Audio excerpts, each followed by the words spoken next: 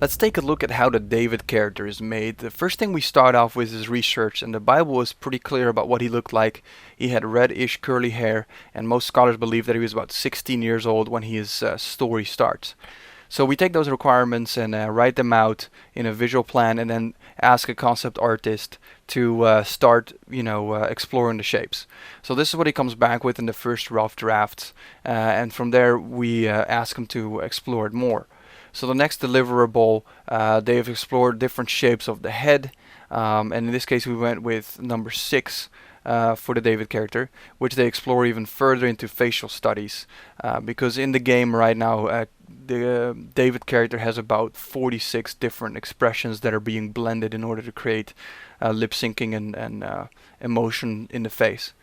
Also, the body shape is being picked because posture is very important, and from there on we give the last revisions on what we like the character to look like, and this is what our revisions would generally look like, after which they, with surgical precision, draw the character from 3 angles. This is very important that they're the same size and the same scale, because this allows the next artist that comes in, the 3D modeler, to make the character in a 3D program. Now this process takes just as long, if not longer, as drawing the character, and this is also why the arm is being detached, because that allows them to see the shape of the body from the side perfectly, as well as a bigger detailed version of the head. So from there on, the character artist takes it and makes it in 3D. After that, an animation artist rigs the character and animates it. And this is a continual improving process, after which we put the character in the game. So at this point the character looks like this. The artist has done a phenomenal job of trying to put, curly hair on the character. That's also always very difficult to do in 3D.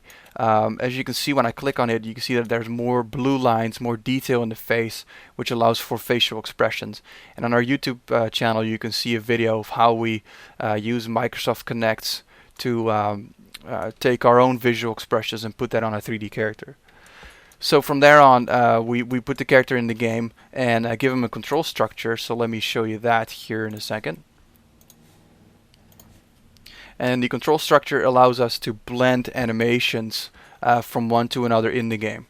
So as you can see here, we have jumping, running, and falling, and there will be hundreds and hundreds of animations in here by the time the game ships, because the character will be able to do all kinds of things, from zip lining to what have you.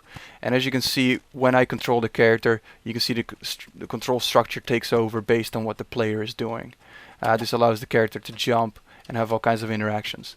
Now the animations here are not final. We think the character bends back a little bit too much. His elbows are a bit back too much, and sometimes his feet come through his clothes, and so we're going to fix that over the next few days. So yeah, that's pretty much a quick overview of how the David character is made. I hope you enjoyed.